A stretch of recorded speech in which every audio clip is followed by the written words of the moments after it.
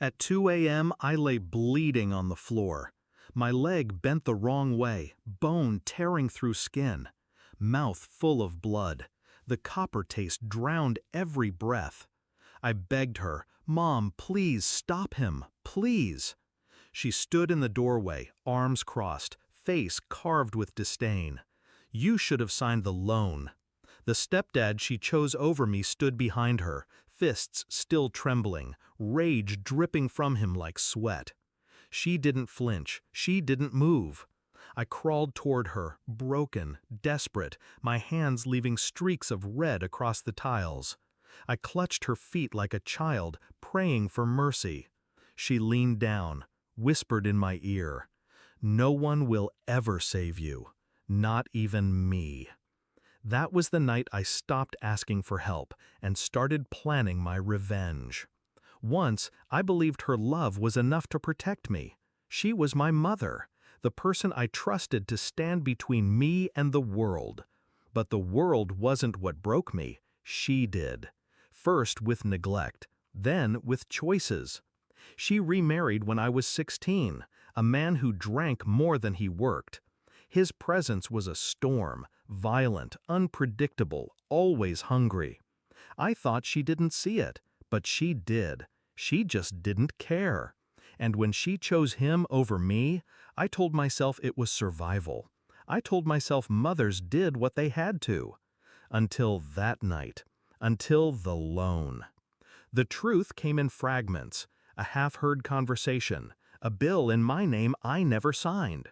Her whisper on the phone, "He'll sign it eventually, he has no choice."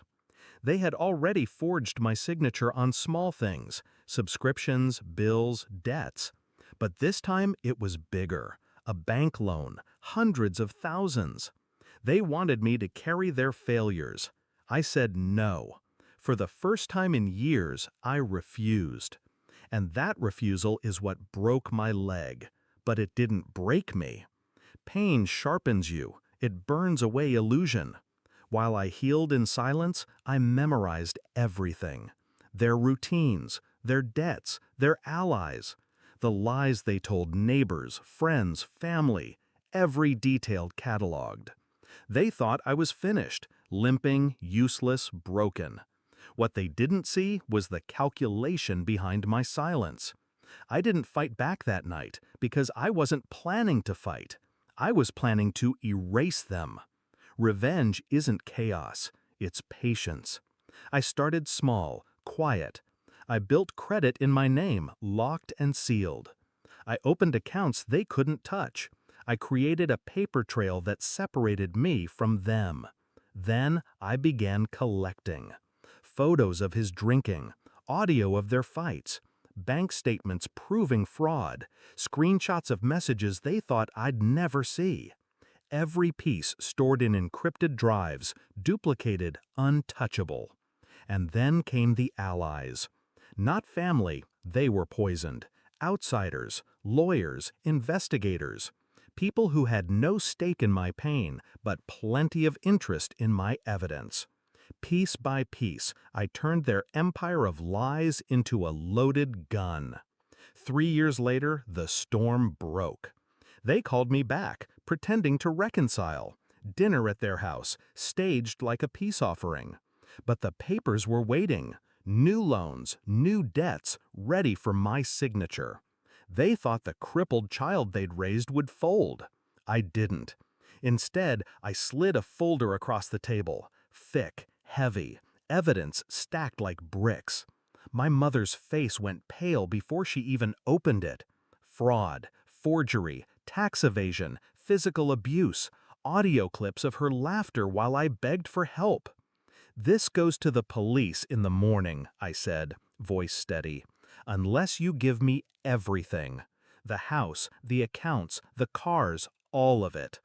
My stepdad's hand twitched toward violence, but I met his eyes, unflinching. "Try. Every second you waste, another file gets emailed." Because I'd set it up that way, automatic, scheduled, irreversible. They knew I wasn't bluffing. I watched them break. My mother's pride shattered first. She reached for excuses, then for sympathy, then for me. But I wasn't her child anymore. I was her executioner. My stepdad raged, spit flying, veins bursting. But rage doesn't beat evidence. Rage doesn't beat strategy. He signed the papers with a hand that shook so badly the ink bled across the page. And when it was done, I leaned forward, calm, controlled. "Do you remember what you whispered to me?" I asked her. She blinked, confused. "You said no one would ever save you." I let the silence stretch. "You were wrong. I saved myself." Her face crumpled. That was the real fracture. They live small now. No house, no cars, no status. Just shadows of the power they once swung over me. And me? I walk through the home they thought I'd never deserve. My limp is still there, but it's mine. A scar that reminds me of what I endured and what I overcame. Do I regret it? Not once. Because revenge isn't about cruelty. It's about correction. It's about taking back the breath, the blood, the dignity they stole. At 2 a.m. on that floor, I was a child begging for mercy. Now, I'm the one who decides who breathes easy. And I made sure.